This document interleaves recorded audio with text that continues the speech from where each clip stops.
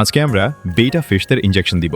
এই ট্রিটমেন্টে অলমোস্ট সকল প্রকার ব্যাকটেরিয়া আর এক্সটার্নাল প্যারাসাইট মেরে ফেলা যায়। এটি হলো পটাশিয়াম পারম্যাঙ্গানেট ইনজেকশন। আমি ভিডিও আর কমেন্ট সেকশনের মধ্যে পটাশ ইউজ করার একটি মেজারমেন্ট দিয়ে দিয়েছি। আমরা 2.6 ppm ডোসেজ দিব। তাই 1 লিটার পানির হাইলি কনসেন্ট্রেটেড সলিউশন তৈরি করতে 2.6 গ্রাম পটাশ মিশাতে হবে। পাত্রের ওজন বাদ দিয়ে স্কেল শূন্য করে নিলাম। কিন্তু ট্রিটমেন্টের জন্য আমাদের 1 লিটার কনসেন্ট্রেটেড সলিউশন বেশি হয়ে যাবে, নষ্ট হবে। তাই আমরা 500 মিলিলিটার পানি নিয়ে নিলাম।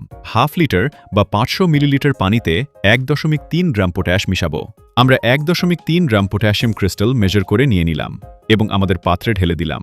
সাথে সাথেই আমাদের সলিউশনের রং ব্ল্যাকিশ পার্পল হওয়া শুরু করলো।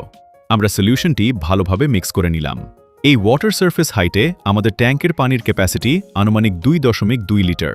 তাই আমরা 2.6 ppm ডোসেজ অ্যাচিভ করতে প্রতি 1 লিটার ট্যাঙ্কের ওয়াটার ট্রিট করার জন্য 1 মিলিলিটার কনসেন্ট্রেটেড সলিউশন আমরা সিরিঞ্জ ইউজ করে অ্যাকুরেটলি অ্যাপ্লাই করব। তাই 2.2 লিটারের জন্য 2.2 মিলিলিটার সলিউশন সিরিঞ্জে নিব। আমাদের একদম ক্লিন ট্যাঙ্ক থাকা লাগবে ও নতুন পানি ব্যবহার করতে হবে। কোনো ট্যানিন বা ফিশ পুপ ডেব্রি থাকা যাবে না, কারণ পটাশ এসব অর্গ্যানিক ম্যাটারের সাথে বিক্রিয়া করে ট্রিটমেন্টের আগেই বার্ন আউট হয়ে বাদামি হয়ে যায়। অনেকে শুধু পানির হালকা রং দেখে ট্রিটমেন্ট গেস করেন, কিন্তু পিপি ফিশদের জন্য খুবই মারাত্মক আর ফেটাল, এবং কতটুকু ppm অ্যাপ্লিকেশন হচ্ছে তা অ্যাকুরেটলি বোঝা যায় না শুধুমাত্র কালার দেখে গেস করে।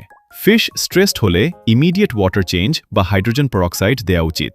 এজন্য এই ট্রিটমেন্ট চলাকালীন মাছকে প্রথম আওয়ার আর প্রতি 30 মিনিট পরপর চেক করতে হবে। 6 থেকে 7 দিন ব্যবধানে 2 থেকে 3 বার ট্রিটমেন্ট করা হলে পরবর্তীতে এগ হ্যাচ করা সদ্যজন্ম জুভেনাইল এক্সটার্নাল প্যারাসাইট মেরে ফেলা যায়।